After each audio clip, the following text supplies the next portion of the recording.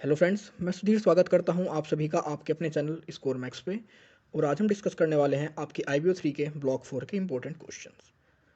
तो सबसे पहले हम इसके अंदर बात करेंगे कि इसके अंदर हम नॉर्मली हमारे 4 चैप्टर्स हैं इस ब्लॉक के अंदर। फर्स्ट चैप्टर इस ब्लॉक में आता है आपका इलेक्ट्रॉनिक कमोडिटीज़ का। नेक्स्ट आता है इंजीनियरिंग गुड्स का, केमिकल गुड्स का और सर्विसेज का। तो इन चार तरह की कह सकते हैं इन प्रोडक्ट्स को, इन गुड्स को इस यूनिट के अंदर इंक्लूड किया गया है। इनका किस तरह हमारा ट्रेड है अदर कंट्रीज़ के साथ, कौन कौन से प्रोडक्ट को हम ज़्यादा एक्सपोर्ट करते हैं, कम एक्सपोर्ट करते हैं, कौन से रीजन है जो हमें कह सकते हैं एडवांटेज दे रहे हैं, तो उन सभी के बारे में बात करेंगे। तो सबसे पहले हम बात करेंगे इलेक्ट्रॉनिक गुड्स की कि हम मैक्सिमम कौन कौन सी कंट्रीज़ हैं जहाँ पर हमारा जो इलेक्ट्रॉनिक गुड्स का एक्सपोर्ट है सबसे ज़्यादा होता है। तो आपके सामने टेबल है, आप देख सकते हैं। यूएसए, अगर हम यूएसए का देखें 1992 में हमारा जो था 92.9 करोड़ का हमारा एक्सपोर्ट हुआ करता, जो कि आज कहाँ तक पहुँच चुका है हमारा $880 इन करोड़। तो किस तरह हमारा बात करते हैं कि यूएसए ने 92 करोड़ से हमारी स्टार्टिंग हुई थी और आज के टाइम पे 880, एक तरह से अगर हम लगाएं तो एक तरह से पूरा कह सकते हैं ये 1000 गुना बढ़ चुका है अपने आप में हमारा ट्रेड यूएसए के साथ। और सबसे बड़ी मार्केट भी हमारी यूएसए ही है हमारे इलेक्ट्रॉनिक गुड्स के एक्सपोर्ट के लिए। ये टॉप 10 मार्केट्स हैं जिनको कि हम एक्सपोर्ट करते हैं इलेक्ट्रॉनिक गुड्स। इसके साथ ही आपका बांग्लादेश सेकंड रैंक पे है जहाँ पर हमारा गुड्स इलेक्ट्रॉनिक गुड्स को एक्सपोर्ट किया जाता है। हांगकॉन्ग है, मलेशिया है, सिंगापुर है, ताइवान है, यूएई है, जर्मनी है, नीदरलैंड्स और रशिया है। तो ये टॉप 10 कंट्रीज़ हैं जहाँ पर हमारा इलेक्ट्रॉनिक गुड्स का सबसे ज़्यादा एक्सपोर्ट होता है। अब problems of the Indian electronics industry, तो हमारी जो इलेक्ट्रॉनिक इंडस्ट्री है इसके अंदर कौन कौन सी प्रॉब्लम्स हैं। तो दो तरह की प्रॉब्लम्स फेस करती है हमारी इलेक्ट्रॉनिक इंडस्ट्री। तो एक तो है जो इंटरनल प्रॉब्लम्स हैं जो कि हमारी कंट्री के अंदर की, हमारे ऑर्गेनाइजेशन के अंदर की, हमारी इंडस्ट्री के अंदर की प्रॉब्लम्स हैं। और दूसरी वो प्रॉब्लम्स हैं जो कि हमारी इंडस्ट्री हमारे ऑर्गेनाइजेशन से बाहर की हैं, जो कि दूसरी कंट्रीज़ की हैं नॉर्मली, मतलब जिनका डायरेक्टली हमारे बिजनेस से कोई लिंक नहीं है। तो अगर हम इंटरनल की बात करते हैं तो इंटरनल में सबसे पहला पॉइंट है small capacity as compare to standard, international standard. अब जो भी इंटरनेशनल स्टैंडर्ड है उनके हिसाब से हमारी जो कैपेसिटी है प्रोडक्शन की वो बहुत छोटी है, कम है। क्योंकि जब हम इंटरनेशनल लेवल की बात करते हैं तो हमें गुड्स को भी उनके हिसाब से तैयार करना होता है, उनके स्टैंडर्ड भी उनके हिसाब से होने चाहिए। लेकिन हमारे पास जो टेक्नोलॉजी है, हमारे पास जो कैपेसिटी है, वो इतनी नहीं है कि हम इंटरनेशनल स्टैंडर्ड को फॉलो कर सकें, उनको मैच कर सकें। नेक्स्ट है location disadvantage and highly disperse product features. अब जो लोकेशन डिसएडवांटेज है, मतलब ऐसी नहीं है कि हमारे पास एक ही जगह हम सारे के सारे प्रोडक्ट को मैन्युफैक्चर कर रहे हैं। हो सकता है हम उसका एक पार्ट किसी दूसरे स्टेट में मैन्युफैक्चर करते हैं तो एक पार्ट किसी दूसरे स्टेट में मैन्युफैक्चर करते हैं। यहाँ पर हम अलग अलग कंट्रीज़ के अंदर भी उसके पार्ट्स को असेंबल करवाते हैं, मैन्युफैक्चरिंग करवाते हैं। फिर उसके बाद हम उन सभी को एक जगह इंपोर्ट करते हैं, फिर उसके बाद हमको कंबाइन कर कर सेल करते हैं। तो ये भी कह सकते हैं कि हमारा जो लोकेशन है वो भी हमारे लिए कोई फेवरेबल नहीं है हमारे इलेक्ट्रॉनिक इंडस्ट्री के अंदर। नेक्स्ट आपका no concern effort on technology development and product upgradation. इसके साथ ही कोई भी एडिशनल एफर्ट नहीं है हमारी गवर्नमेंट का, हमारी पॉलिसीज़ का, कि हमारी किस तरह टेक्नोलॉजी को डेवलप किया जाए या हमारे प्रोडक्ट को अपग्रेड किया जाए। और ना ही हमारी जो इंडस्ट्री है ये भी इस पर फोकस कर रही है। मशीन्स भी वही यूज़ कर रही हैं, टेक्नोलॉजी वही यूज़ कर रही हैं, कर रहे हैं जो कि आज के 10 साल पहले, 20 साल पहले की टेक्नोलॉजी थी। लेकिन टाइम के साथ अगर आपको मार्केट ऑन स्पेस फिक्स रखना है, अपने शेयर को बढ़ाना है, अपने शेयर को फिक्स रखना है, तो उस कंडीशन में आपको अपने प्रोडक्ट और टेक्नोलॉजी दोनों को टाइम के साथ अपग्रेड करना पड़ता है। नेक्स्ट आपका no effort backward integration and weak linkage with component. इसमें है कि हमारा कह सकते हैं जो भी एक बैकवर्ड इंटीग्रेशन था, क्योंकि अगर हम पहले की बात करें हमारी जो इलेक्ट्रॉनिक इंडस्ट्री थी वो इतनी अच्छी नहीं थी और कहीं ना कहीं उसका इफेक्ट हमें फ्यूचर में भी देखने को पड़ रहा है। क्योंकि अगर आपकी पहले कोई इमेज अच्छी नहीं है आपके प्रोडक्ट की, आपकी क्वालिटी की, तो ये नहीं है कि फ्यूचर में उसकी इमेज या क्वालिटी एकदम से आपकी हट जाती है। कहीं ना कहीं हमारे जो प्रीवियस रिकॉर्ड्स होते हैं, प्रीवियस कह सकते हैं जो हमारे लिंकेज होते हैं, वीक लिंकेज होते हैं, वो हमें फ्यूचर में भी असर करते हैं, इफेक्ट डालते हैं हमारे प्रोडक्ट के ऊपर। नेक्स्ट है lack of financial resources for international marketing. अब हमारे पास फाइनेंशियल रिसोर्सेज की बहुत कमी है, क्योंकि अगर आप इंटरनेशनल मार्केट में, ये नहीं है कि आपने कोई प्रोडक्ट तैयार कर लिया तो आप उस प्रोडक्ट को ईजिली मार्केट में सेल कर पाओगे। उसके लिए आपको मार्केटिंग की हेल्प चाहिए होती है, आप मार्केटिंग करते हैं। और मार्केटिंग तभी कर सकते हैं आप कि जब आपके पास फाइनेंशियल रिसोर्सेज बहुत ज़्यादा अवेलेबल हों। और नेक्स्ट आपका ब्रांड नेम। हमारे पास ऐसी कोई ब्रांड नहीं है, या हमारी जितनी ब्रांड है कोई ऐसी स्टैब्लिश ब्रांड नहीं है जो कि इंटरनेशनल मार्केट में अपने आप को एक तरह से फेमस करवा चुकी हो, इस्टेब्लिश करवा चुकी हो। क्योंकि अगर आपके पास कोई फेमस ब्रांड है, इंटरनेशनल ब्रांड है, तो उसके प्रोडक्ट ईजिली मार्केट में सेल हो जाएंगे, चाहे वो किसी भी कंट्री की मार्केट हो। लेकिन अगर आपकी ब्रांड नेम अच्छी नहीं है, आपके पास कोई स्पेसिफिक ब्रांड नहीं है, तो आप अपने प्रोडक्ट्स को एक्सपोर्ट नहीं कर पाओगे। और दूसरे आते हैं एक्सटर्नल प्रॉब्लम्स, जो कि हमारे डायरेक्ट इंडस्ट्री से रिलेटेड नहीं है, लेकिन फिर भी हमारी इंडस्ट्री के कह सकते हैं एक्सपोर्ट को इफेक्ट करते हैं। तो सबसे पहला है MNCs dominant in the world consumer electronic goods. तो सबसे पहला है MNC डोमिनेंट, कि जो MNCs हैं ओवरऑल वर्ल्ड में डोमिनेंट हो चुकी हैं हमारे कंज्यूमर इलेक्ट्रॉनिक गुड्स के अंदर। जो छोटे मोटे प्लेयर हैं या एक्सपोर्टर्स हैं, अब उनको इतना कह सकते हैं उनका जो मार्केट शेयर है वो धीरे धीरे घटता जा रहा है। नेक्स्ट आपका glowing competition for emerging competitions in NIC. NIC मतलब न्यू इंडस्ट्रियलाइज्ड कंट्री। इसके अंदर आपकी कुछ कंट्री से रसिया आती है, ब्राज़ील आती है, ये कुछ ऐसी कंट्रीज़ हैं जो कि आपकी न्यू इंडस्ट्रियलाइज्ड कंट्री के अंदर आती है और इनका भी कंपटीशन धीरे धीरे इंक्रीज होता जा रहा है। नेक्स्ट आपका negative policies, government policies in the past. इससे पहले कि हमारे अगर पास्ट की बात करें तो हमारी गवर्नमेंट की बहुत सारी नेगेटिव पॉलिसीज़ थी, जैसे कि हम दूसरी कंट्रीज से कैपिटल को इंपोर्ट नहीं कर सकते, हमारी कंट्री में कोई एफडीआई नहीं ला सकता था। 1991 से पहले की बात है ये। अगर आप कोई भी इंपोर्ट करते थे गुड्स तो आपको उसके ऊपर बहुत ज़्यादा चार्ज पे करने पड़ा करते। तो कहीं ना कहीं इनका भी एक तरह से नेगेटिव इफेक्ट देखा जा रहा है हमारे इलेक्ट्रॉनिक इंडस्ट्रीज़ पर। नेक्स्ट आपका हाई डोमेस्टिक टैक्स रेट्स। हमारे जो टैक्स रेट्स हैं बहुत ज़्यादा हाई हैं, और अगर आपके टैक्स रेट हाई होंगे तो जितने भी एक्सपोर्टर्स हैं बहुत कम एफर्ट करेंगे कि उस सेक्टर में एंट्री करने की या अपने एक्सपोर्ट को बढ़ावा देने का। नेक्स्ट आपका indiscriminate protection and duties on critical input. अब जो भी हमारे इनपुट होते हैं इन मशीन्स को तैयार करने के लिए, इलेक्ट्रॉनिक गैजेट्स को प्रिपेयर करने के लिए, उसके ऊपर जो भी कह सकते हैं प्रोटेक्शन मनी होती है, तो कह सकते हैं जो ड्यूटीज़ पे करते हैं वो भी बहुत ज़्यादा हाई है। नेक्स्ट आपका poor infrastructure and export logistics. हमारी कंट्री का जो लॉजिस्टिक्स है या कह सकते हैं हम इंफ्रास्ट्रक्चर की बात करें तो बहुत ज़्यादा ख़राब हालत में है, और जब तक आपके पास इंफ्रास्ट्रक्चर अच्छा नहीं है तब तक आप किसी भी इंडस्ट्री के अंदर सक्सेस नहीं हो सकते, चाहे वो कोई भी इंडस्ट्री हो, चाहे आपकी केमिकल हो, एग्रीकल्चर हो, इलेक्ट्रॉनिक गुड्स हो, लेदर हो, चाहे आपकी इलेक्ट्रॉनिक्स हो। नेक्स्ट आपका higher interest cost than all Asian competitors. कि अब आपका जो इंटरेस्ट रेट है कंपैरिजन टू एशिया के अंदर जितनी भी कंपनीज कह सकते हैं ऑर्गेनाइजेशन है, जितनी भी कंट्रीज़ हैं, अगर हम इंटरेस्ट रेट की बात करें, इंटरेस्ट कॉस्ट की बात करें, तो इंडिया के अंदर जो हमारा इंटरेस्ट कॉस्ट है सबसे ज़्यादा है। तो जब आपकी इंटरेस्ट कॉस्ट ज़्यादा होगी तो कहीं ना कहीं वो इफेक्ट करेगी आपके प्रोडक्ट की कॉस्टिंग को भी। अब नेक्स्ट है सजेशंस के बारे में बात करेंगे कि कौन कौन से सजेशंस हैं जो कि हमें एडवांटेज पहुंचा सकते हैं या जिसके थ्रू हमारा एक्सपोर्ट है जो इलेक्ट्रॉनिक गुड्स का वो इंक्रीज हो सकता है। तो सबसे पहला है high rate of innovation and constant product upgradation, कि हमें इनोवेशन करना चाहिए और अपने प्रोडक्ट्स को कंटिन्यूसली अपग्रेड करना चाहिए। अगर आपके प्रोडक्ट कंटिन्यू अपग्रेड हो रहे हैं, आप नए नए कह सकते इनोवेशन कर रहे हैं, तो उस कंडीशन में आपके जो इलेक्ट्रॉनिक गुड्स हैं वो कंटिन्यू एक्सपोर्ट होते रहेंगे, उनका जो मार्केट शेयर वो भी बढ़ता रहेगा। नेक्स्ट है major presence in home market. अब आपका जो होम मार्केट है उसके अंदर आपकी मेजर प्रेजेंस होनी चाहिए, क्योंकि जब आप दूसरी कंट्री में तो तभी आपके प्रोडक्ट एक्सपोर्ट होंगे जब आपकी गुडविल होगी, और गुडविल कहीं ना कहीं आपकी होम कंट्री से ही बनती है, आपके प्रोडक्ट की, आपके गैजेट्स की। नेक्स्ट है economies of sale by operating at higher levels of productivity and timely expansion. अब हमें चाहिए कि हमारी जो प्रोडक्शन हो वो ज़्यादा से ज़्यादा हाई लेवल पर हो, क्योंकि जितना हमारा प्रोडक्शन बढ़ेगा उसके हिसाब से हमारी जो कॉस्टिंग होती है प्रोडक्ट की वो कम होती जाएगी, और जब हमारी कॉस्टिंग कम होएगी तो इंटरनेशनल मार्केट से प्रोडक्ट्स को या एमएनसीज के प्रोडक्ट्स को कहीं बेटर वे में कम्पीट कर पाएगी। नेक्स्ट है export sales under Indian brand and setting up production facilities for capturing market in developing countries.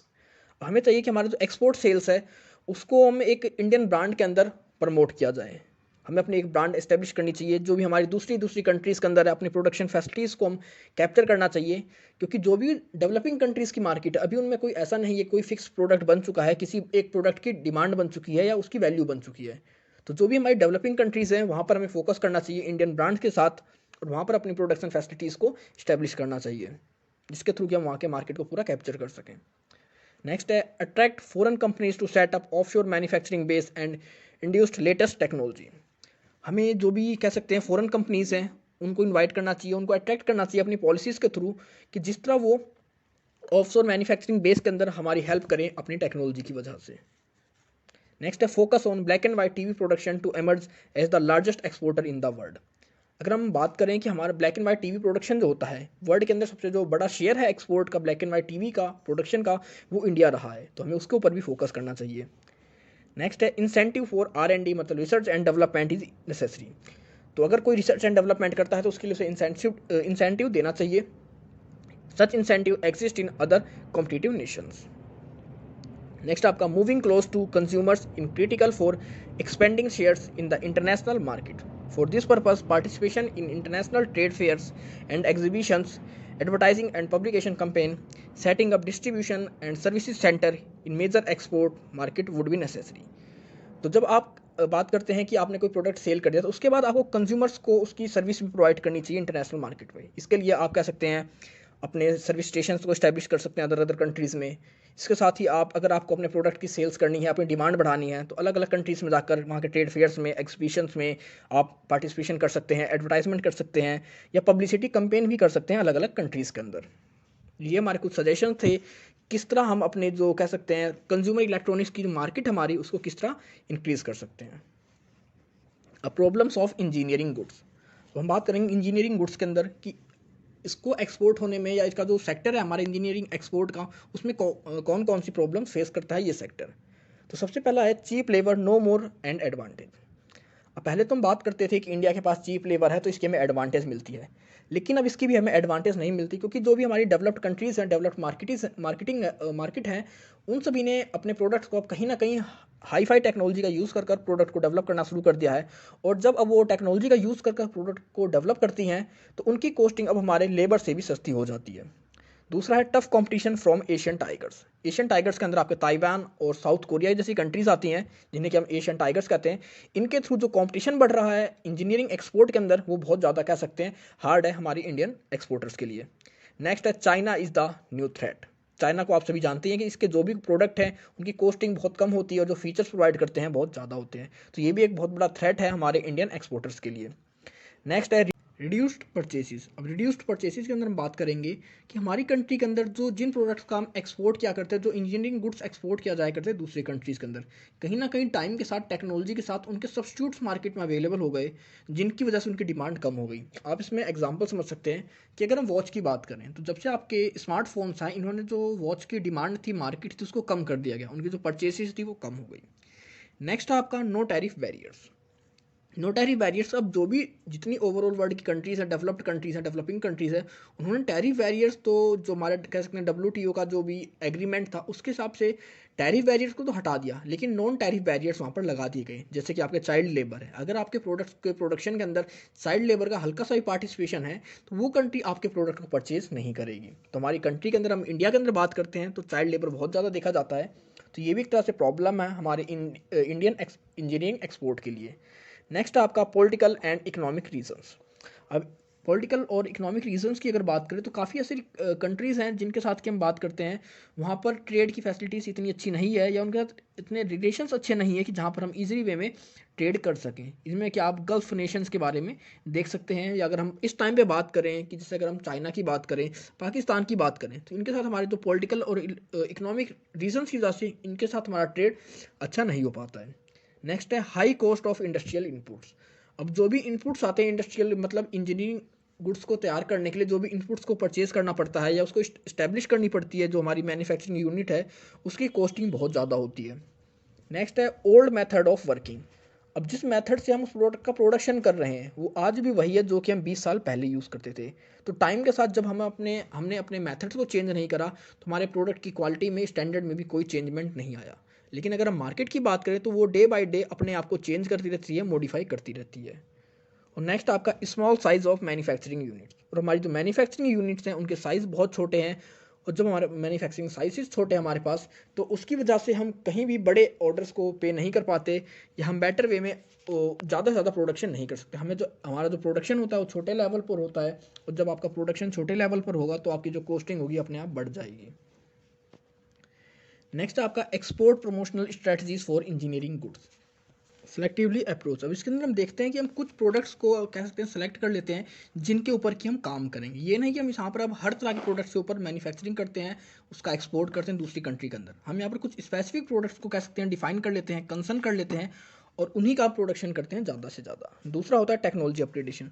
अब टेक्नोलॉजी अपग्रेडेशन का मतलब आपको पता ही है कि अपनी किस तरह हम अपनी टेक्नोलॉजी को, अपनी कैपिटल को बढ़ाना होगा। मतलब जो हमारी टेक्नोलॉजिकल जो प्रोडक्ट्स होते हैं, मशीनरी होती हैं, जो इनपुट्स हैं, उनको अपग्रेड करना होगा टाइम के साथ।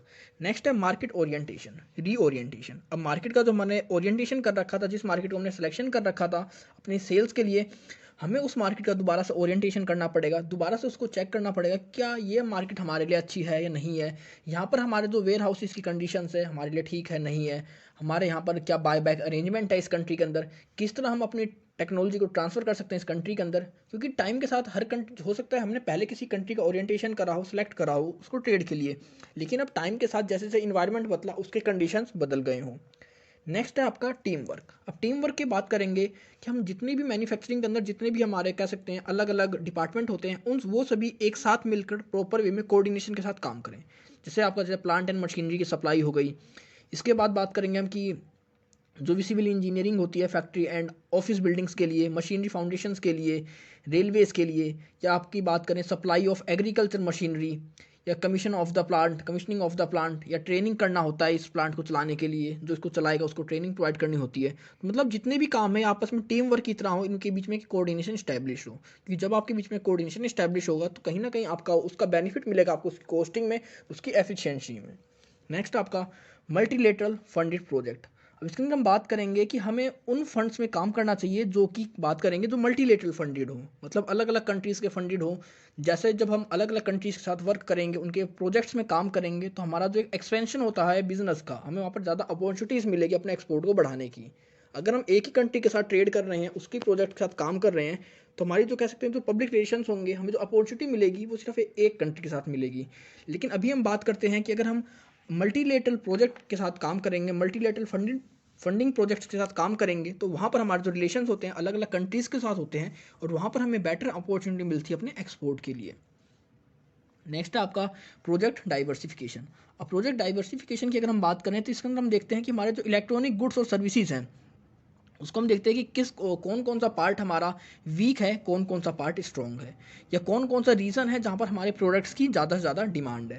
हम अपनी डिमांड के हिसाब से, रीज़न के हिसाब से, ज्योग्राफी के हिसाब से अपने प्रोडक्ट का प्रोडक्शन करते हैं और अलग अलग कंट्रीज़ में उसको एक्सपोर्ट करते हैं। ज़रूरी तो नहीं कि हमारा जो पार्ट कोई भी हमारी मशीनरी है, कोई भी हमारा कह सकते हैं इंजीनियरिंग गुड्स है, वो एक कंट्री में ज़्यादा सेल होता है तो वो बी कंट्री में भी ज़्यादा सेल हो। हर कंट्री की डिमांड अलग होती है हमारे, तो हम अपने जो प्रोजेक्ट हमारा उसका डाइवर्सिफिकेशन करेंगे अलग अलग कंट्री की नीड्स के हिसाब से, वहाँ की बिजनेस अपॉर्चुनिटी के हिसाब से। नेक्स्ट आपका थर्ड वर्ल्ड टाइज। अब इसके अंदर हम बात करेंगे कि जो भी आपकी डेवलपिंग कंट्रीज़ है, डेवलप्ड कंट्रीज़ हैं, क्योंकि हर कंट्री ने अपनी कंट्री के डोमेस्टिक ट्रेड को बचाने के लिए कुछ ना कुछ टैरिफ्स लगा रखी हैं, या बात करें कि उन्होंने कुछ ना कुछ बैरियर्स लगा रखे हैं। तो हम बात करते हैं कि वहाँ पर कितना कंसेशन हो सकता है उन टैरिफ्स के अंदर, उन रिडक्शंस के अंदर, या वहाँ की लिबरलाइजेशंस के बीच में, उनके जो रूल्स रेगुलेशंस हैं। तो हमें हर तीसरी कंट्री के साथ, या कह सकते हैं अलग अलग कंट्रीज़ के साथ हमें ऐसे अपने रिलेशंस बनाने चाहिए, उनके साथ अलग अलग प्रोजेक्ट्स पे काम करना चाहिए, या उनके साथ एग्रीमेंट करने चाहिए, साइंस करने चाहिए, कि जिसके थ्रू हम उनके साथ उनकी कंट्री में जो हमारे लिए टैरिफ बैरियर्स उनको कम कर सकें, उनकी पॉलिसीज़ को लिबरलाइज कर सकें, जिसके थ्रू कि हम उनकी कंट्री में बेटर वे में एंटर कर सकें अपने ट्रेड प्रमोशन के लिए। नेक्स्ट है एजुकेटिंग बायर्स अब्रोड। अब बायर अब्रोड के बारे में बात करेंगे कि हम दूसरी कंट्री के बायर्स को अपने प्रोडक्ट के बारे में इंफॉर्मेशन प्रोवाइड करना। वो हम कैसे प्रोवाइड करेंगे? दूसरी कंट्री के अंदर हम अपने कह सकते हैं अपने प्रोडक्ट की प्रमोशन करना, वहाँ पर मार्केटिंग करना, उसको पर्सनल सेलिंग करना, मतलब जो भी हम काम करेंगे कि दूसरी कंट्री के अंदर किस तरह अपने प्रोडक्ट्स के बारे में वहाँ के कंज्यूमर्स को इंफॉर्मेशन प्रोवाइड कर रहे हैं। नेक्स्ट है आपका मार्केट इंटेलिजेंस। अब मार्केट इंटेलिजेंस की बात करें तो इसमें एक जो वीक लिंक होता है एक्सपोर्ट प्रमोशन का, क्योंकि हमारा जो मार्केटिंग इंटेलिजेंस है बहुत वीक है एक्सपोर्ट गुड्स के अंदर, या जो इंजीनियरिंग गुड्स के अंदर। हमें दूसरी मार्केट के अंदर या दूसरी कंट्री की मार्केट की जो काउंसिल है उसके बारे में भी इतनी नॉलेज नहीं है। हमारी खुद की कंट्री के अंदर हम बात करते हैं कि इंजीनियरिंग एक्सपोर्ट प्रमोशन काउंसिल होती है, वो भी इतने बेटर वे में काम नहीं कर पाती। या हमारे पास जो भी सिस्टम है जो इन्फॉर्मेशन से रिलेटेड है कि दूसरी कंट्री में किस तरह के गुड्स की नीड्स है, किस तरह की नीड्स नहीं है, हमें क्या प्रोडक्शन करना चाहिए, इनके बीच में जो एक इनके जितने भी ऑर्गेनाइजेशन हमारे पास, उनके बीच में ना तो कोऑर्डिनेशन इस्टेब्लिश है, ना ही सेंट्रलाइज वे में काम करते हैं। तो जब तक हमें दूसरी कंट्री के बारे में इंफॉर्मेशन नहीं होगी, नॉलेज नहीं होगी, तब तक हम वहाँ पर अपने प्रमोशंस को नहीं कर सकते, अपने गुड्स को एक्सपोर्ट नहीं कर सकते इसी वे में। और लास्ट आपका डिलीवरी शेड्यूल्स। तो अगर हम डिलीवरी शेड्यूल्स की बात करें तो हमारा जो डिलीवरी शेड्यूल्स होता है बहुत कह सकते हैं एक तरह से क्रूशियल फैक्टर है हमारी इंजीनियरिंग गुड्स के एक्सपोर्ट ना होने का ज़्यादा, क्योंकि हमारा जो कह सकते हैं डिलीवरी शेड्यूल है वो एकदम एग्जैक्ट नहीं है, क्योंकि हमारे पास ना तो इंफ्रास्ट्रक्चर है इतना, ना हमारे पास ट्रांसपोर्टेशन फैसिलिटी है, नहीं इतनी अच्छी नहीं है। तो जब आपके पास ट्रांसपोर्टेशन फैसिलिटी नहीं होगी, जब आप अपने गुड्स की डिलीवरी टाइम पर नहीं कर पाओगे एक बार, तो वो आपका इफेक्ट करेगी आपके फ्यूचर में एक्सपोर्ट को। तो ये थे हमारे export promotional strategies of engineering goods. तो इन सभी चीज़ों के ऊपर हमें काम करना चाहिए। ये हमारे पास कमियां हैं, जैसे मार्केटिंग इंटेलिजेंस की बात करें तो हमें ऐसे ऑर्गेनाइजेशंस बनाने चाहिए जो कि हमें इंफॉर्मेशन प्रोवाइड कर सकें। अपनी कंट्री में हमें अलग अलग कह सकते हैं एसोसिएशन बनानी चाहिए, फेडरेशन बनानी चाहिए, काउंसिल्स होनी चाहिए हमारी कंट्री के अंदर, जो कि हमें मार्केट इंटेलिजेंस की बात करें कि इन्फॉर्मेशन प्रोवाइड कर सकें, दूसरी कंट्री को हमारी कंट्री के प्रोडक्ट्स के बारे में, इंजीनियरिंग गुड्स के बारे में बता सकें। तो ये सब हमारे पास क्या होने चाहिए, प्रमोशनल स्ट्रेटजीज हैं, इन सभी कामों को कर इन सभी स्ट्रेटजीज को यूज़ कर हम अपने गुड्स के एक्सपोर्ट को बढ़ा सकते हैं। नेक्स्ट है आपकी गवर्नमेंट इनिशिएटिव। अब गवर्नमेंट इनिशिएटिव की बात करेंगे कि किस चीज़ के अंदर आपका गवर्नमेंट का इनिशिएटिव होगा। तो इस चैप्टर के अंदर हम बात करेंगे सिर्फ आपके केमिकल्स के बारे में, कि केमिकल्स का जो हमारा कह सकते हैं जो एक्सपोर्ट होता है दूसरी कंट्रीज़ के अंदर, की कौन कौन से हमारी गवर्नमेंट ने ऐसे स्टेप्स उठाए हैं जिसके थ्रू कि हमारा जो एक्सपोर्ट है केमिकल्स का वो इंक्रीज़ हो रहा है। तो सबसे पहला है, unlike earlier days now bearing a new hazardous chemicals, all chemicals and petrochemicals can be manufactured without any licensing control. तो पहले अगर आप कोई केमिकल तैयार कर रहे हैं, कोई पेट्रोकेमिकल्स तैयार करना होता था, उसके लिए आपको लाइसेंस चाहिए होता था। कि अब हमारी गवर्नमेंट ने मैक्सिमम जितने भी केमिकल्स हैं, पेट्रोकेमिकल्स हैं, उनके लिए लाइसेंस हटा दिया है। अब आप अगर उनके अंदर मैन्युफैक्चरिंग करना चाहते हैं, उनको एक्सपोर्ट करना चाहते हैं, तो ईजी वे में विदाउट एनी लाइसेंस आप इसके अंदर प्रोडक्शन कर सकते हैं। नेक्स्ट है, most of the chemicals and petrochemicals can be freely imported and exported. आपके मोस्ट जितने भी केमिकल्स और पेट्रोकेमिकल्स हैं उनको फ्रीली इम्पोर्ट और एक्सपोर्ट किया जा सकता है। नेक्स्ट है, private participation is allowed in almost all countries. अब आपका जो प्राइवेट पार्टिसिपेशन है अलाउड है ऑलमोस्ट ऑल कंट्रीज़ के लिए, मतलब कोई भी कंट्री हमारी कंट्री के अंदर आकर इसके अंदर अपना प्राइवेट पार्टिसिपेशन कर सकती है। नेक्स्ट है, tax structure has been simplified and tax rates stand dramatically reduced.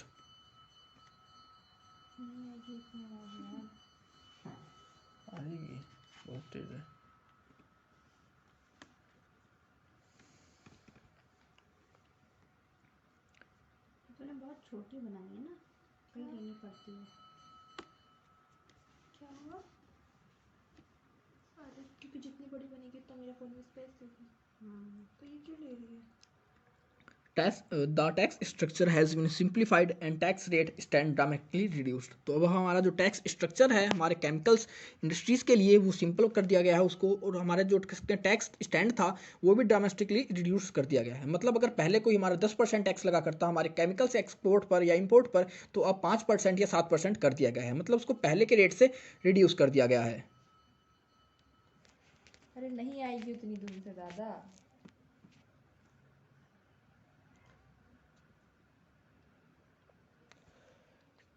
Tax structure has been simplified and tax rates stand dramatically reduce. तो हमारा जो टैक्स स्ट्रक्चर था वो सिंप्लीफाइड कर दिया गया है, और जो टैक्स रेट्स थे वो भी रिड्यूस कर दिए गए हैं हमारे पहले के कंपैरिजन। नेक्स्ट आपका, the exim policy 1997 to 2002 relax custom duties and tariff to great extent. अगर हम बात करें एग्जिम पॉलिसी की 1997 to 2002 के हिसाब से, हमारे जो भी कस्टम ड्यूटीज़ थी और टैक्स टैरिफ से इनको कह सकते हैं रिबेट दे दी गई थी। नेक्स्ट आपका, excellence in chemical research and development at various national and private sector institutions provide an edge to the industry. हमारी कंट्री के अंदर बहुत सारे ऐसे इंस्टीट्यूट्स हैं जो कि आपके केमिकल्स रिसर्च और डेवलपमेंट के लिए रिसर्च और डेवलपमेंट का काम करते हैं, जो कि इंडस्ट्री को कह सकते हैं एक बहुत बड़ा बेनिफिट प्रोवाइड करती है, एडवांटेज प्रोवाइड करती है। और लास्ट आपका, also Indian patent act is acting amend as per GATT regulations, this would allow Indian chemical industry to make inroads into new global markets. तो हमारा जो भी कह सकते हैं पेटेंट एक्ट था उसकी वजह से भी उसको भी अमेंडमेंट कर दिया गया था, उसमें चेंज कर दिए गए थे गेट रेगुलेशंस के हिसाब से, और इसके अंदर हमारी इंडियन केमिकल इंडस्ट्री को परमिशन दे दी गई थी कि वो न्यू ग्लोबल मार्केट के अंदर एंटर कर सके। इसलिए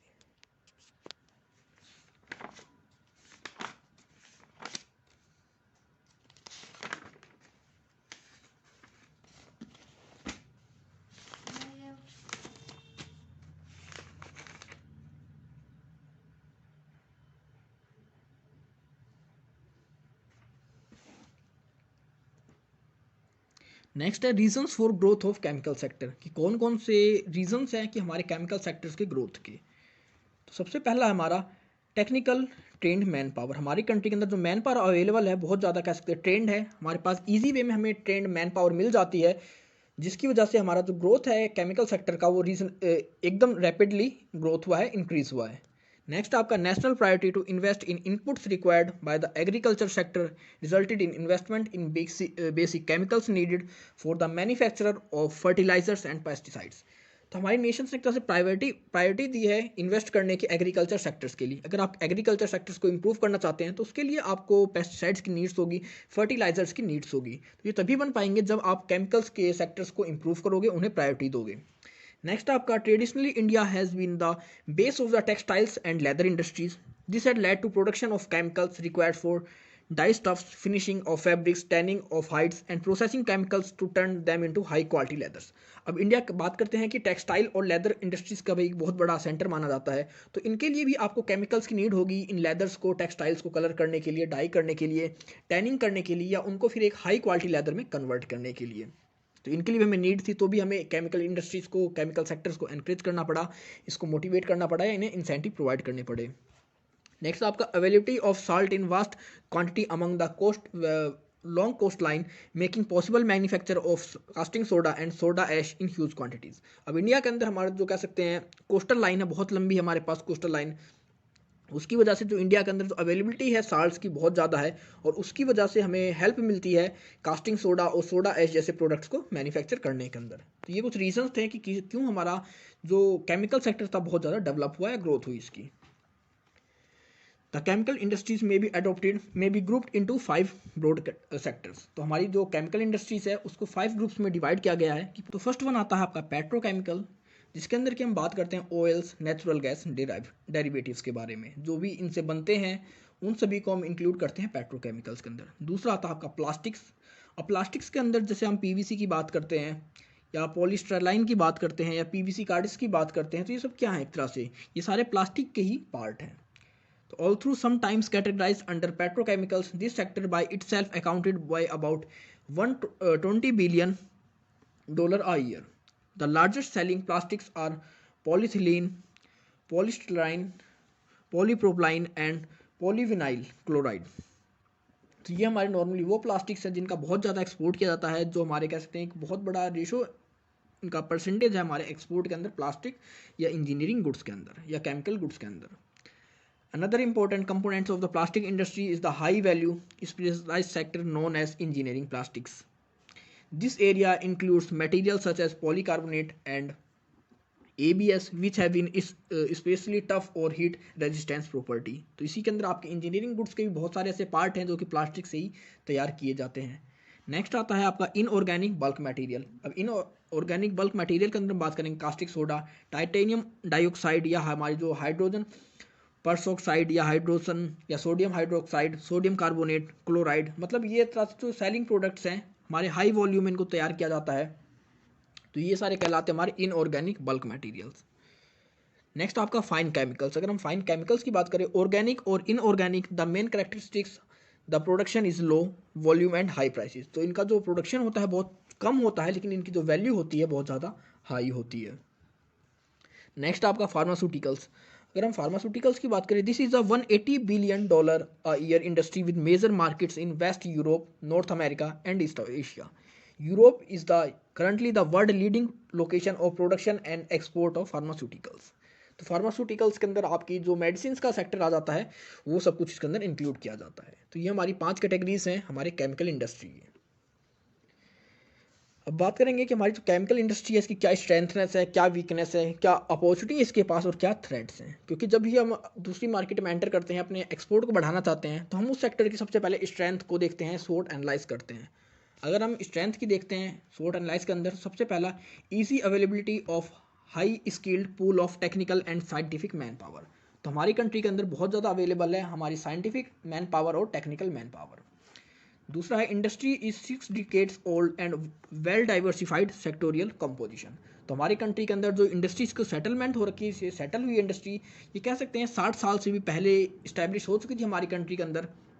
तो बहुत पुरानी कह सकते हैं, बहुत पहले के टाइम पे इसको सेटअप कर दिया गया था हमारी कंट्री के अंदर. तो जिसका जितना पुराना सेटअप होगा वो उतनी वेल डाइवर्सिफाइड भी होगी.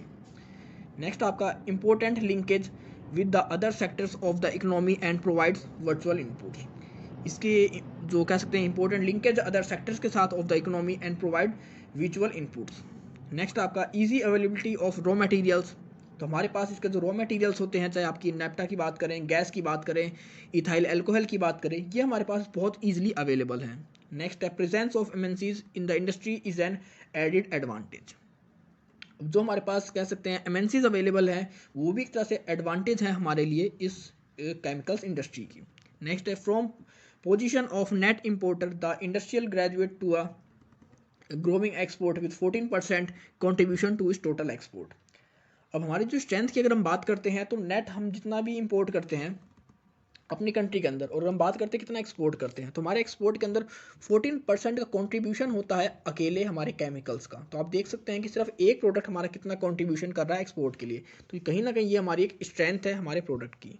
नेक्स्ट है excellence in research and development aided by national and private sector institution. तो हमारी कंट्री के अंदर जो भी प्राइवेट इंस्टीट्यूशंस हैं या जो सेक्टर्स हैं वो उनकी जो रिसर्च एंड डेवलपमेंट है बहुत अच्छी है, जो कि हमारे लिए हमें हेल्प करती है इस सेक्टर को डेवलप करने में। और नेक्स्ट है low cost of technical man power gives a competitive as. हमारी जो मैन पावर है उसकी कॉस्टिंग बहुत लो है और कहीं ना कहीं ये हमारे लिए कॉम्पिटिटिव एज का काम करती है। नेक्स्ट है Indian patent act being amended by the tune with GATT regulations. अब हमारे जो कह सकते हैं पेटेंट राइट का जो एक्ट था उसको भी अमेंड कर दिया गया था गेट रेगुलेशंस के थ्रू, और हमारी इंडिया के जितने भी कह सकते हैं केमिकल्स थे उनको सिक्योरिटी प्रोवाइड कर दी गई थी। नेक्स्ट आपका petrochemicals have been declared as a thrust area by government of India for prioritised development. अब पेट्रोकेमिकल्स को एक तरह से कह सकते हैं थ्रस्ट एरिया डिक्लेयर कर दिया गया था, जिसके अंदर की हमारी गवर्नमेंट सबसे ज़्यादा प्रायोरिटी दिखाई डेवलपमेंट के लिए। तो ये थे हमारी स्ट्रेंथनेस थी हमारे केमिकल्स की। अगर हम बात करें केमिकल इंडस्ट्रीज़ की, केमिकल गुड्स की, अगर वीकनेस की बात करते हैं तो contract manufacturing in India has not yet develop. तो इंडिया के अंदर जो कॉन्ट्रैक्ट मैन्युफैक्चरिंग है वो अभी तक डेवलप नहीं हो पाई है। मतलब अगर हम कॉन्ट्रैक्ट मैन्युफैक्चरिंग किसी भी सेक्टर के अंदर बात करें, चाहे हम केमिकल्स की नहीं, चाहे एग्रीकल्चर की बात करें, चाहे हम टेक्सटाइल्स की बात करें, किसी में भी हमारी जो कॉन्ट्रैक्ट मैन्युफैक्चरिंग है वो डेवलप नहीं हो पाई है। नेक्स्ट है the chemical industry world wide spend a high proportion of production cost on research and development, where is India it is not so। अगर हम ओवरऑल वर्ल्ड की बात करते हैं तो वहाँ पर केमिकल इंडस्ट्री के डेवलपमेंट के लिए बहुत ज़्यादा रिसर्च और डेवलपमेंट पर पैसा फूका जाता है, इन्वेस्ट किया जाता है। लेकिन इंडिया की कंपैरिजन की बात करें, इंडिया से कंपेयर करें तो इंडिया के अंदर बहुत कम इन्वेस्टमेंट होता है इसके रिसर्च और डेवलपमेंट पर। अपॉर्चुनिटीज़ में देखेंगे अब कि अपॉर्चुनिटीज़ क्या है। Petrochemicals are the fast growing area in Asia Pacific region. तो अगर हम एशियन पैसिफिक रीजन की बात करते हैं तो इस एरिया में जो हमारा एक्सपोर्ट है, जो डिमांड है, सबसे ज़्यादा किस ट्रेड की बढ़ रही है, किस प्रोडक्ट की बढ़ रही है, पेट्रोकेमिकल्स की। नेक्स्ट आपका in East Asia plastics and textiles expansion are expected to fuel demand for additives and dyestuff chemicals. अब इंडिया जो हमारा ईस्ट एशिया है उसके अंदर प्लास्टिक और टेक्सटाइल एक्सपेंशन से अंदाज़ा लगाया जा रहा है कि फ्यूचर में जो हमारे केमिकल्स गुड्स की हैं उनकी डिमांड बहुत ज़्यादा बढ़ेगी। Next owing to the high cost of labour the overhead economies of many countries are endeavouring to relocate their manufacturing and sourcing base. अब इनकी जो कॉस्टिंग है, जो हमारे प्रोडक्ट की कॉस्टिंग होती है, जो हम दूसरी प्रोडक्ट कंट्रीज़ को एक्सपोर्ट करते हैं, कहीं ना कहीं उसकी कॉस्टिंग बढ़ती जा रही है। तो ऐसी बहुत सारी डेवलपिंग कंट्रीज़ हैं, डेवलप कंट्रीज़ हैं जो दोबारा से अपने रीलोकेट कर रहे हैं अपनी मैन्युफैक्चरिंग यूनिट्स को इस प्रोडक्ट को दोबारा से बनाने के लिए।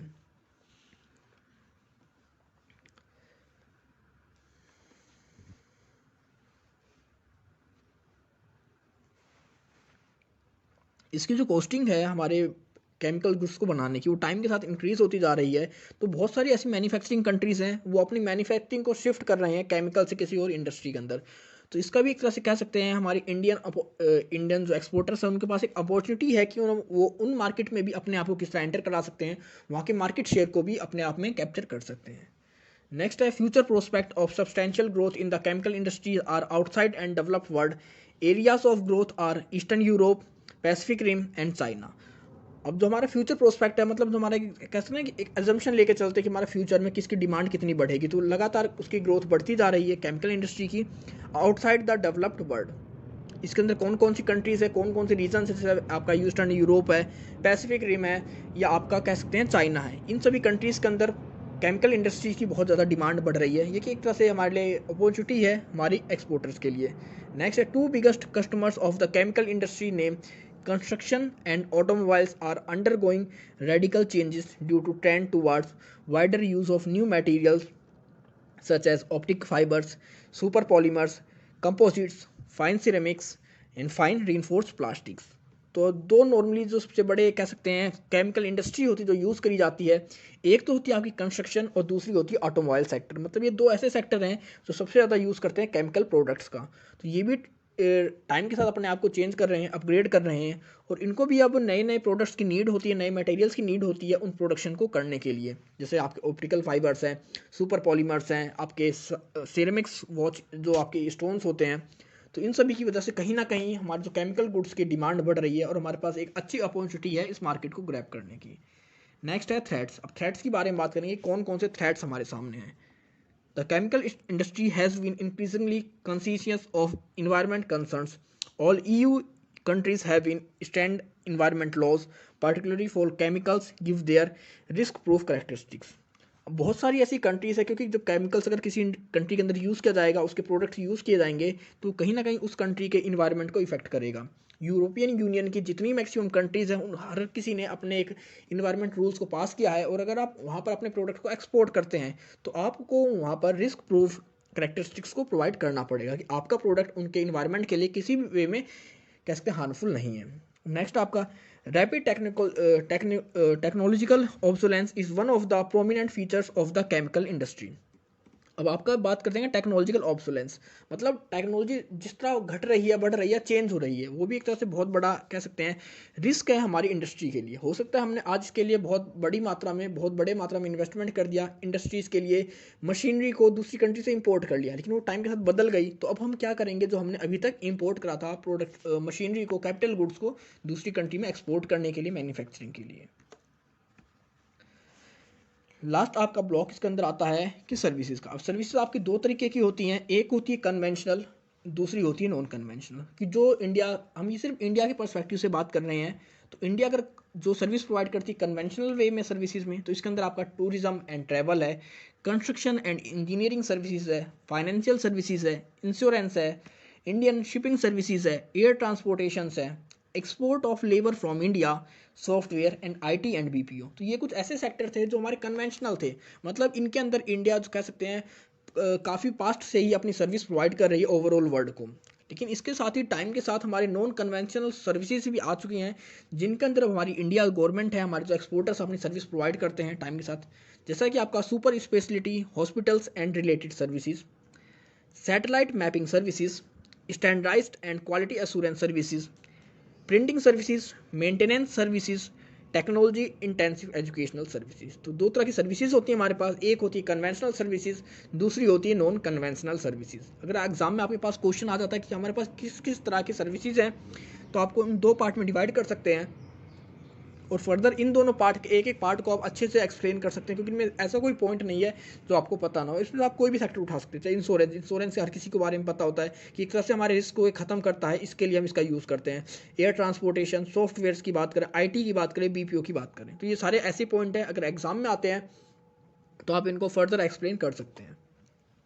नेक्स्ट आपका कॉम्पिटिटिव एडवांटेज सर्विसेज की क्या हमारे पास कॉम्पिटिटिव एडवांटेज है।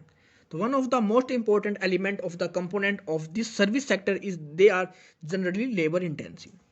तो सबसे पहले इसका जो मेन इंपॉर्टेंट एलिमेंट है कि ये लेबर इंसेंटिव होता है, मतलब ये लेबर इंटेंसिव होती है हमारी जो सर्विस सेक्टर। ये नहीं कि मशीन्स के थ्रू हम अपनी सर्विस प्रोवाइड करते हैं और इंडिया के अंदर लेबर बहुत ज़्यादा ईजी वे में, या कह सकते हैं चीप लेवल पे, चीप कॉस्ट पर अवेलेबल है, तो ये हमारे लिए एक कॉम्पिटिटिव एडवांटेज है। नेक्स्ट आपका the large Indian domestic markets for a number of service providers adequate economic strength and learning capacity to manage a large number of areas of the service sectors. अगर हम India के market की बात करें, Indian domestic market की बात करें, तो यहाँ पर सर्विस प्रोवाइड करने के लिए बहुत सारे सेक्टर्स अवेलेबल हैं, और हम अलग अलग सेक्टर्स में सर्विस प्रोवाइड कर कर ज़्यादा से ज़्यादा अर्निंग कर सकते हैं। मतलब यहाँ पर एक जो कैपेसिटी है, अगर आपके पास कैपेसिटी है लर्निंग की, आप लर्न भी कर सकते हैं, मैनेज भी कर सकते हैं, और आपके पास बहुत सारे ऐसे सर्विस सेक्टर हैं जहाँ पर अपनी सर्विस को प्रोवाइड कर सकते हैं। Next, in some areas, specific areas such as tourism, India possesses a large diversity of natural resources as well as innumerable cultural and artist practices places. These would be attract the tourist trade, the infrastructural facility in terms of transport, hotels, motels, etc. तो हम बात करते हैं India की, तो India के अंदर कह सकते हैं टूरिज्म एक बहुत बड़ा रोल प्ले करता है फॉरेन एक्सचेंज का। तो जब भी टूरिज्म हमारी कंट्री के अंदर आता है, तो उसकी वजह से भी हमारे बहुत सारे सर्विस सेक्टर हैं जो अपनी सर्विस प्रोवाइड करते हैं वहाँ पर। जैसे अगर कोई टूरिस्ट हमारी कंट्री में आता है तो हम उसको ट्रांसपोर्ट फैसिलिटी प्रोवाइड करते हैं, होटल्स की सर्विसेज होती हैं, मोटल्स की सर्विसेज होती हैं, या आपके और भी जैसे टूरिस्ट गाइड होते हैं।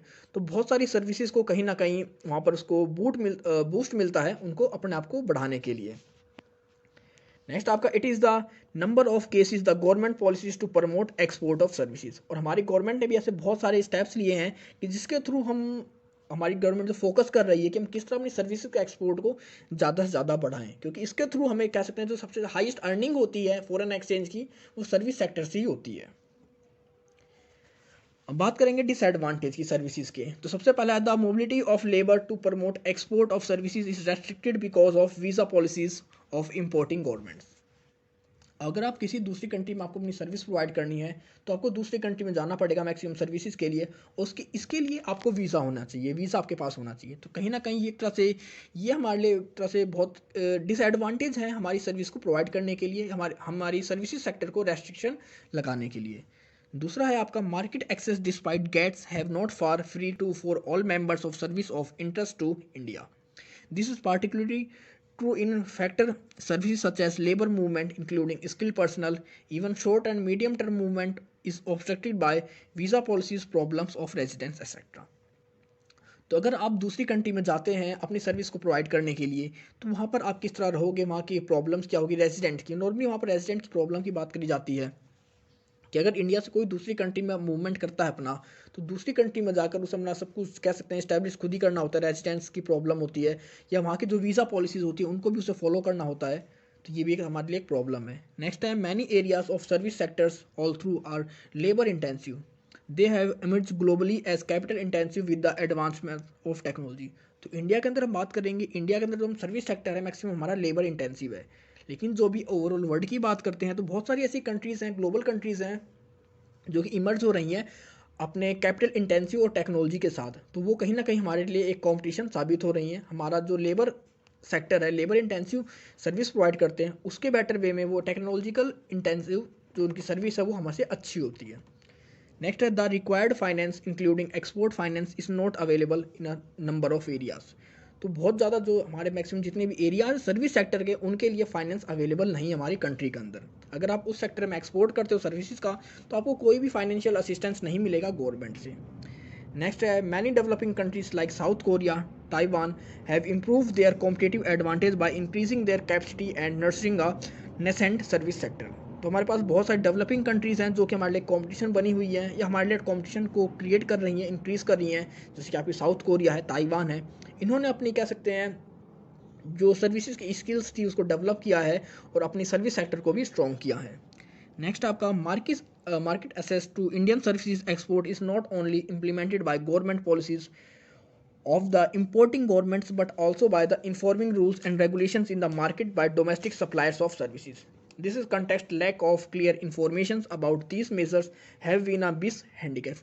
अब हमें जिस कंट्री के अंदर सर्विस प्रोवाइड करनी है या हम जो जिस कंट्री के अंदर सर्विस प्रोवाइड करेगा, मतलब आपको दोनों कंट्रीज़ के रूल्स रेगुलेशंस को फॉलो करना होता है, उनकी नॉलेज होनी चाहिए क्या पॉलिसीज़ है उस गवर्नमेंट की और आपके ऊपर कैसे कैसे उनकी पॉलिसीज़ का इफेक्ट पड़ेगा। तो ये भी कहीं ना कहीं इनकी जो हमारे पास प्रॉपर इन्फॉर्मेशन है वो अवेलेबल नहीं है। लैक ऑफ क्लियर इन्फॉर्मेशन की वजह से भी हमें कई बार यहाँ पर कह सकते हैं लॉस उठाना पड़ जाता है।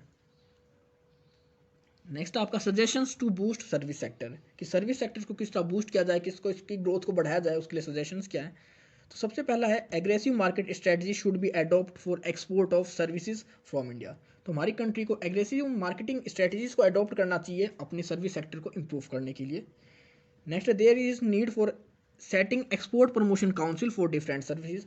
हर अलग अलग तरह की सर्विसेज के लिए उनका एक्सपोर्ट प्रमोशन काउंसिल को स्टैब्लिश करना चाहिए। जैसे आप शिपिंग के लिए अलग कर लें, ट्रांसपोर्ट के अलग कर लें, आप बात करें बीपीओ के लिए अलग कर लें, हर तरह के सर्विस सेक्टर के लिए। नेक्स्ट है procedural simplification has to be effected. अब जो भी उसका काम हो उसको सिंप्लीफाई करना चाहिए जिसके थ्रू ज़्यादा बेटर वे में इफेक्टिव हो सके। नेक्स्ट है export facilities should be granted like giving concessional export finance to the exporters of services. अब हमारे जो एक्सपोर्टर्स हैं उनको फाइनेंशियल असिस्टेंस प्रोवाइड किया जाना चाहिए।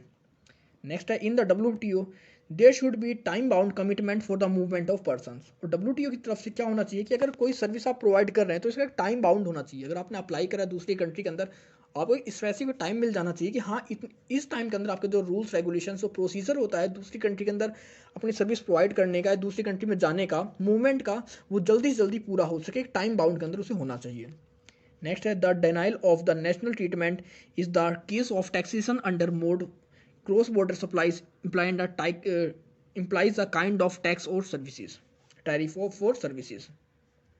अब हम दूसरी बात अगर बात करते हैं दूसरी कंट्री के अंदर हम किस तरह सर्विस प्रोवाइड करेंगे, फिर उसका हम कहाँ पर टैक्स पे करेंगे, उस कंट्री के अंदर टैक्स पे करेंगे, अपनी कंट्री के अंदर टैक्स पे करेंगे। और जो भी हमारी सर्विसेज होती हैं उनके ऊपर अलग अलग टैरिफ रेट्स भी अप्लाई होते हैं, बॉर्डर सप्लाईज होती हैं, क्रॉस बॉर्डर सप्लाईज होती हैं। तो उन सभी को भी कह सकते हैं इम्प्रूव करना चाहिए। और हमारी कंट्री के अंदर हम बात करें टैक्सेशन की, तो उसको एक सिंगल वन मोड के अंदर लेके आना चाहिए, जो एक एक सिंगल पॉलिसी हो ओवरऑल हर सर्विस सेक्टर के लिए टैक्सेस की। लास्ट आपका visible and invisible barriers not mention in the national commitment to WTO should be made transparent by WTO member countries. अब जो भी मेंबर कंट्रीज है उन्होंने तो साइन किया था, कमिटमेंट थी कि विजिबल और इनविजिबल बैरियर्स के बारे में, फिर उन सभी को एकदम क्लियरली मेंशन करना चाहिए, उन चीज़ों को एकदम ट्रांसपेरेंट करना चाहिए कि अगर आप किसी दूसरी कंट्री के अंदर अपनी सर्विस को प्रोवाइड करोगे तो आपके लिए कौन कौन से बैरियर्स हैं, कौन कौन से रेस्ट्रिक्शंस हैं। एक तरह से उन सभी चीज़ों को एकदम ट्रांसपेरेंट पब्लिश करना चाहिए। तो ये थे आपके ब्लॉक 4 के इंपॉर्टेंट क्वेश्चन। आई होप आपको सब कुछ समझ में आ गया होगा। अगर आपको कोई इशू है, कोई डाउट है, तो आप मुझे कमेंट सेक्शन में कमेंट करके पूछ सकते हैं, नहीं तो आप मुझे मेरे इंस्टाग्राम अकाउंट पर भी फॉलो कर सकते हैं। तो मिलते हैं जल्दी एक नई वीडियो के साथ, तब तक के लिए take care, good bye friends.